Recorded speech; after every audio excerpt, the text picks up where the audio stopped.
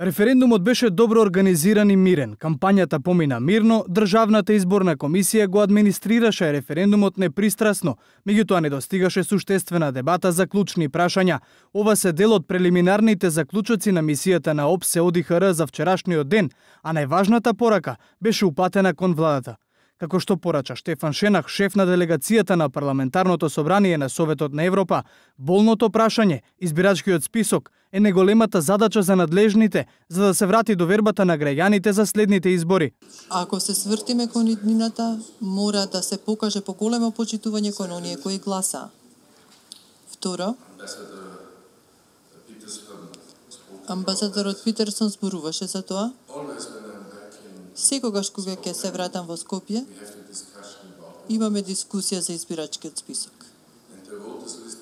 Избирачкиот список е посебна тема, кога има референдум. Референдумот или консултативниот референдум луѓето даваат верба на државата. Важно е да веруваат во избирачкиот список.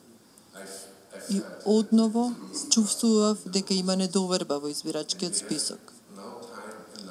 И сега има доволно време. И се надевам дека владата и администрацијата ќе го исползува ова време да ги разјасни работите и да работи на избирачкиот список. Ова е мощно важно. Како што вели Шенах, треба да се почитува сечие право на глас без разлика за, против или бојкот, но огромна почит треба да им се даде на сите над 600.000 гласачи кои вчера излегоа да одлучат за својата иднина. Шефот на мисијата на ОДИХР пак, Јан Петерсен, посочи дека медиумите се тие кои комплементираа на Државната изборна комисија за дополнителни информации за граѓаните пред референдумот. Водеше кампања за информирање на гласачите, која што ја нагласуваше слободата на изразување наместо да поттикнува на излезност. Содржината на договорот за кој се однесуваше референдумот беше недоволно објаснета. Медиумите им понудија на гласачите опсежни информации поврзани со референдумот.